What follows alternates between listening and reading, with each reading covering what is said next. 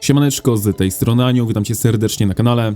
Doczekaliśmy się nowej aktualizacji, więc sobie w nią zerkniemy. Także co, bez przedłużania przejdźmy do maila. Zasady znacie, łapka w górę, subik jeśli jeszcze nie subujecie. No i lecimy. Aktualizacja wejdzie w życie 22 stycznia, więc tak naprawdę za tydzień można powiedzieć. Widzę, że zmienili kolejność. Teraz w pierwszym punkcie mamy wydarzenia. Oczywiście zawsze te wydarzenia pomijam, no bo wiecie, ciężko przewidzieć, co w tych wydarzeniach będzie. Jednakże teraz mamy dwa nowe wydarzenia, które myślę, że mogą być ciekawe. Pierwsze wydarzenie jest Pay to Win, wyzwanie drużynowe. Utwórz drużyny składające się z maksymalnie 8 osób i zdobywaj punkty za każdy dokonany zakup. Wymieniaj swoje punkty na nagrody osobiste lub dla całej drużyny i dziel się miłością ze swoimi przyjaciółmi. Także taka ciekawostka, że mamy nowe wydarzenie Pay to Win. Zobaczymy, jakie będą tam nagrody. Myślę, że nagrody będą dobre, no bo jest to całkiem mocne wydarzenie Pay to Win. Drugie wydarzenie, które przykuło moją uwagę, to Pojedynek Przymierzy. Przynieś chwałę swojemu przymierzu. Pojedynek Przymierzy rozpocznie się w pierwszym sezonie. Także nie wiem, czy będziemy mieli do tego dostęp, czy to jest tylko dla pierwszosezonowców, aczkolwiek brzmi ono następująco. Zakwalifikowane przymierza zostaną dobrane w pary na 5-dniowe wydarzenie pojedynku. Każdy dzień wydarzenia oferuje różne zadania tematyczne. Ukończ je, aby zdobyć herby chwały dla siebie i całego przymierza. Liczba zdobytych herbów chwały zdecyduje, które przymierze wygra pojedynek danego dnia, a także o twoim miejscu w rankingach graczy. Zwycięskie przymierze i najlepsi gracze zdobędą wspaniałe nagrody. To wydarzenie brzmi całkiem ciekawie, zobaczymy, czy będzie dostępne dla nas, czy tylko dla graczy w sezonie pierwszym. To tyle, jeśli chodzi o wydarzenia. Przejdźmy do nowych bohaterów. Tutaj już mi się, pewnie słyszycie to w głosie, mordka cieszy. Mamy nowych bohaterów do kawalerii. Bohater pierwszy Agnar, kawaleria, PvP oraz umiejętności, takie będzie miał drzewka. Bohater drugi z najsilniejszego lorda Freya. Myślę, że to imię pewnie nieraz gdzieś spotkaliście, więc chyba nie będzie tu niespodzianek, że będzie to bohaterka od elfów. A jakie drzewka posiada Freya? Kawaleria, rally oraz kontrola. Nowi bohaterowie będą dostępni w grze od 26 stycznia, więc jeszcze trochę sobie poczekamy niestety. Ale skoro mamy nowych bohaterów, mamy również nowy artefakt. Krawędź zimy, kawaleria, PvP oraz kontrola. Dostępny będzie w kuźni oraz bogactwach lasu. Nowe artefakty będzie można zobaczyć w grze również od 26 stycznia. Ja lubię kontrolne artefakty, więc jestem dobrej myśli. Kawaleria raczej zawsze ma spore obrażenia. Kontrolnym artefaktem jest chyba również Wolfhorn, no i obrażenia posiada, więc... No i zobaczymy, do czego zdolny będzie ten artefakt. Ja posiadam parę kluczy, posiadam parę gemów, więc na pewno postaramy się go zdobyć. Mamy bohaterów, mamy artefakt, no i mamy oczywiście pupila, Bullion Beast. Brzmi, jakby to był jakiś kurczak, tak? Jakiś kogucik. Zobaczymy. Tak mi się przynajmniej kojarzy. Kawaleria, PvP oraz umiejętności. W sumie to wojownik, fighter. Ale nie mamy takiego drzewka, fighter. Więc może to będzie jakiś taki tankowny dosyć? Wiecie, taki bruiser troszkę? Trochę tank, trochę obrażenia, coś takiego. Zobaczymy. Może coś takiego a la ten Tur, który był, tylko z większymi obrażeniami, no bo wiadomo, jest to kawaleria. Zobaczymy. Punkt trzeci, ulepszone funkcje rozgrywki. Nowa funkcja sojuszy. Teraz podczas sezonu sporów, gdy mapa zostanie otwarta, watachy z tego samego obozu mogą tworzyć sojusze. Brzmi to może pokrętnie, ale mam nadzieję, że chodzi o to, że będziemy mogli tworzyć watachy, tak tutaj w Call of Dragons to nazywamy, właśnie taką koalicję, czyli będziemy mogli stworzyć sojusz z innym obozem, tak? Raczej o to tutaj chodzi i mam nadzieję, że coś takiego właśnie wprowadzą. Po zawarciu sojuszu członkowie obu watach będą uznawani za sojuszników. Członkowie jednego sojuszu nie mogą atakować swoich budynków przymierza, pomników przodka, zgromadzonych armii, miast, legionów, ani punktów zasobów. Wataha może mieć sojusze z maksymalnie 3 innymi watachami jednocześnie. To, czy funkcja sojuszu jest włączona oraz liczba możliwych sojuszy, zależy od sezonu, w którym się znajdujesz. Ja mam nadzieję, że to wprowadzą do każdego sezonu tak naprawdę. Oczywiście na mapie, gdzie mamy 4 obozy, no to koalicję moglibyśmy zawrzeć w sumie z jednym obozem, żeby było 2 na 2. Mam nadzieję, że czegoś takiego doczekamy. W każdym razie przejdźmy trochę niżej. Niżej mamy odtwarzanie sezonu. Sprawdź swoje wyniki z ostatniego sezonu przechodząc do profilu. Odtwarzanie sezonu będzie dostępne dla sezonów, które rozpoczęły się po 21 grudnia 2025 roku i zostanie wysłane do Ciebie po podsumowaniu sezonu. Brzmi to ciekawie, zobaczymy jak to będzie w praktyce wyglądało, ale myślę, że brzmi to naprawdę ciekawie. Trochę niżej mamy nowy sklep kryształowych wzmocnień. Kryształy, bursztyny, chodzi oczywiście o te fioletowe kamyczki w sklepie za zasługi. No i co my tutaj mamy? Od drugiego sezonu gracze, którzy uzyskają ocenę sezonową wytrwały lub wyższą, otrzymają kryształy Igrda zgodnie ze swoimi wynikami sezonu i będą mieć dostęp do sklepu kryształowych wzmocnień. Sklep kryształowych wzmocnień oferuje różnorodne wzmocnienia, takie jak zwiększenie tempa produkcji eliksirów czy maksymalnej liczby nakazów. Po zakupie wzmocnienia będą one działać tylko wtedy, gdy Twoje miasto znajduje się w krainie macierzystej i wygasną, gdy wejdzie ona w następny sezon. Wzmocnienia trwają maksymalnie 30 dni. Powyższe zmiany dotyczą tylko sezonów, które rozpoczną się po wprowadzeniu aktualizacji. Także nas one ominą, jednakże jakieś wzmocnienia na Home Kingdom, które będą trwać 30 dni, co prawda tyle dni nie siedzimy na Home Kingdom, ale myślę, że fajne, myślę, że to jest na pewno fajne. Czy będzie się to opłacało? Nie wiem, ciężko mi powiedzieć. I jeśli ktoś by robił skipa, no to myślę, że wtedy jasne. Ale tutaj dosyć szybko zaczyna się nowe KVK. I tak jak mówię, zobaczymy, czy będzie to warte kupienia, czy nie. Wszystko zależy od tego, ile to będzie kosztować. Chociaż myślę, że jak nie będziecie skipować, no to chyba nie będzie się to opłacało, ale zobaczymy, tak? Zobaczymy. Trochę niżej mamy ulepszone losowania ideałów, egzemplarów. Teraz, gdy wylosujesz ideał, który posiadasz, otrzymasz 3 emblematy artefaktów zamiast 1. Po wprowadzeniu aktualizacji otrzymasz legendarne emblematy podniesienia jako rekompensatę, w zależności od liczby duplikatów ideałów, które wcześniej wylosowano. Rekompensata zostanie wysłana w ciągu tygodnia od aktualizacji, także poczekajcie na swoje emblematy spokojnie, kiedyś do Was dotrą. I tutaj mamy podpunkt, który brzmi ciekawie. Znacznie zmniejszono szanse na wielokrotne losowanie ideałów bez dodatkowych efektów. Brzmi to tak, jakby nie każdy ideał miał dodatkowy efekt, a z tego co widziałem, każdy ideał posiadał jakiś dodatkowy efekt, więc nie wiem o co im tutaj chodzi. Miejmy nadzieję, że nie wprowadzą czegoś takiego, że będzie można losować ideały bez dodatkowych efektów. Wiem, że coś podobnego jest w Rise of Kingdoms z czymś tam. Za bardzo nie śledzę tego, ale wiem, że coś tam jest takiego, że możesz coś losować, czasem dostaniesz jakiś dodatkowy efekt, czasem nie. Miejmy nadzieję, że tutaj tego nie wprowadzą. Idąc dalej, mamy ulepszone misje w misjoskopie. Misjoskop jest w budynku od scoutów. No i w dużym skrócie teraz zamiast 25 levela mrocznych będziemy mieli dostęp do lepszych mrocznych, tak? Poziom mrocznych będzie oparty na postępie naszego konta, także może w końcu będzie opłacalne robienie tych misji. Idąc dalej, mamy ulepszone osiągnięcia sezonowe, chociaż tutaj chyba zmienili tylko nazwę, więc sobie to pominiemy. No i mamy to śmietanka całego patcha. Zmiana zasad w bastionach oblężniczych. Po pierwsze, zwiększono szybkość zmniejszana się trwałości, więc będą się paliły szybciej. Zredukowano odstęp między naprawami, więc będziemy mogli je naprawiać troszkę częściej, o 20 minut. Wcześniej była godzina, teraz będzie co 40 minut. Ale przede wszystkim ta zmiana mi się bardzo podoba, już ją mieliśmy wcześniej i myślę, że była zdrowa dla gry, szczerze mówiąc. Słuchajcie, rozmiar obszarów wokół bastionów oblężniczych przymierza został po prostu zwiększony o 50%, więc nie będziemy mogli się przenosić tak blisko bastionu, nie będziemy mogli budować budynków tak blisko bastionu, więc jest to na pewno bardzo dobra zmiana. No i trzeci punkt jest troszkę smutny, no bo te zmiany wejdą w życie dopiero na serwerach, które zaczną swoje KVK. My już mamy KVK, więc się na to nie załapiemy. Trochę niżej mamy informację o tym, że teraz jeśli wybudujemy jakiś budynek, no to wrogie miasto, które jest na obszarze tego budynku, zostanie gdzieś przeniesione w danym regionie.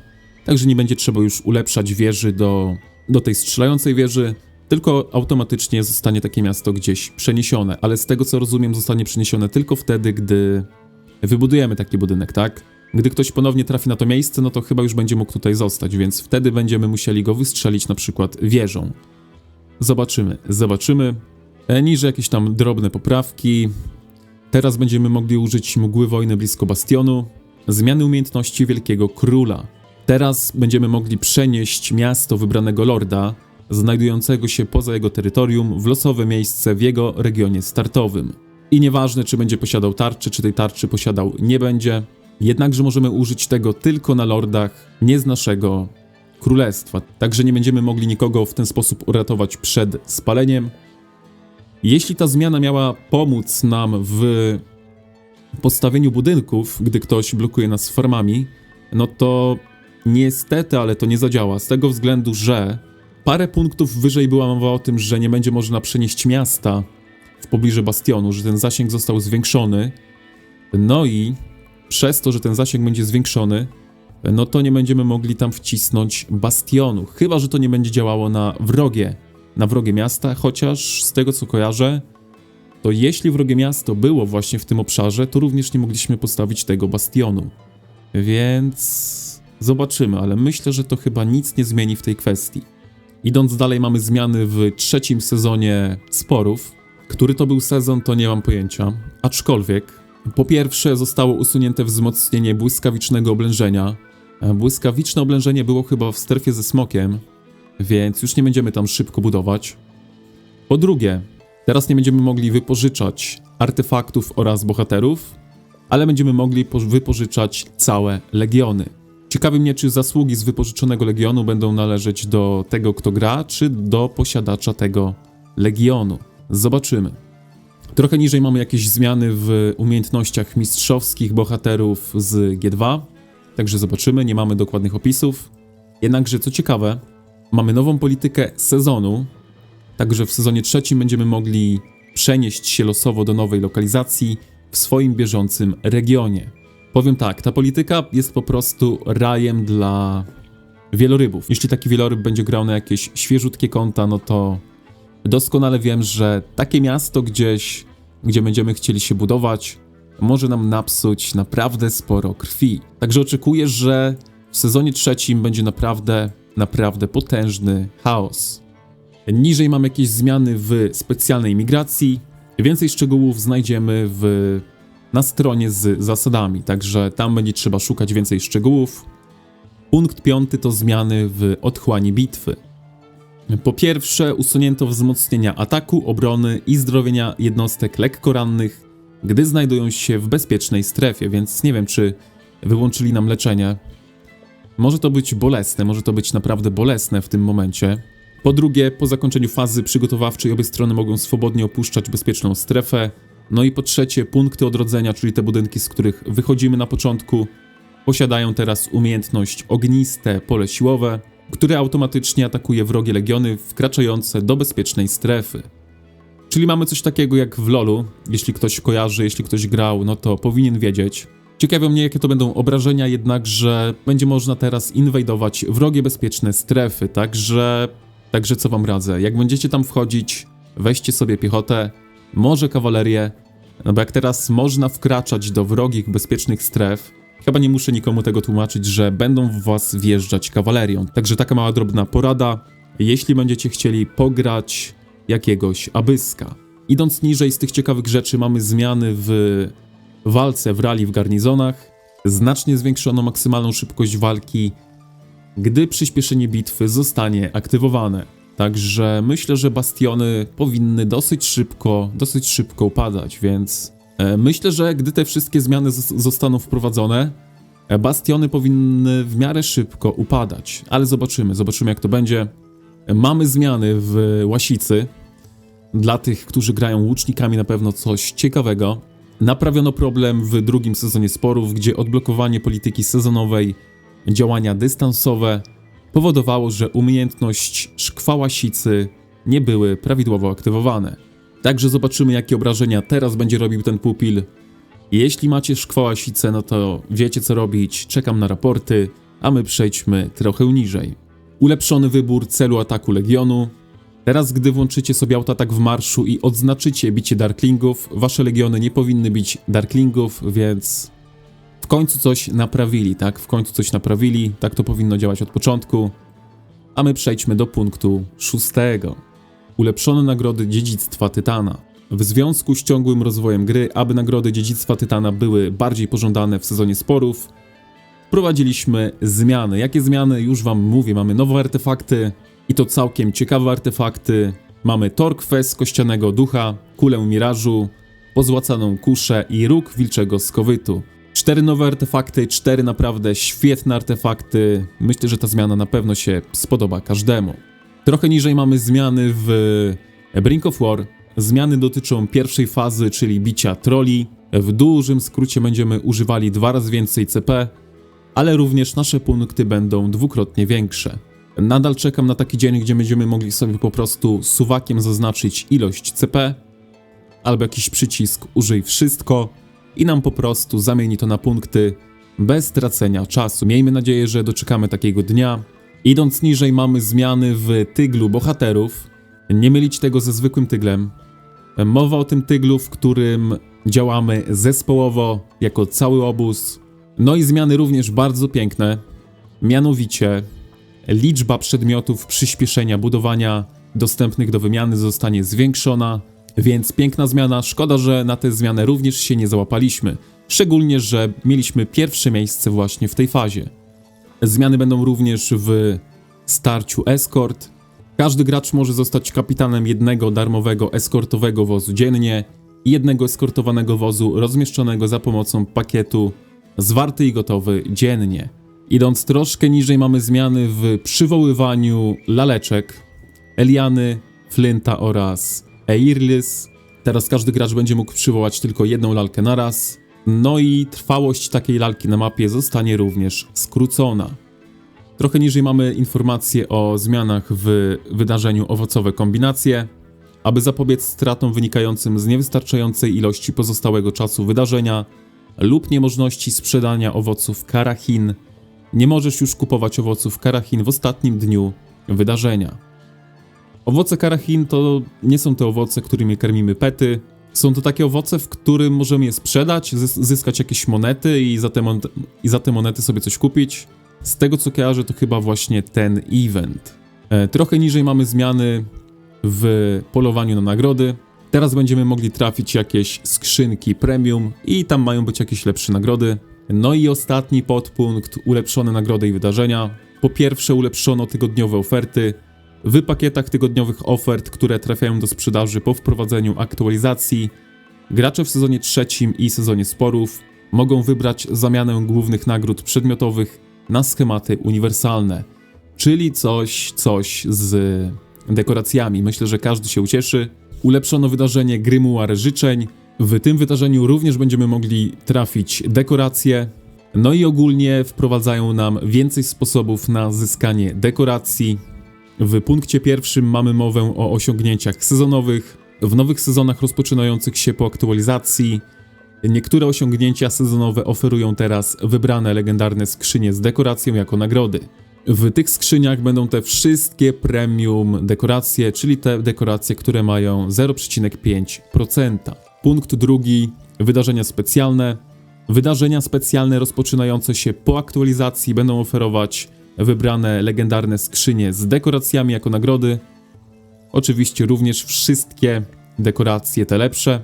No i w punkcie trzecim, w ciągu kilku najbliższych aktualizacji dodamy sposoby na zdobycie ekskluzywnych legendarnych dekoracji poprzez codzienne aktywności.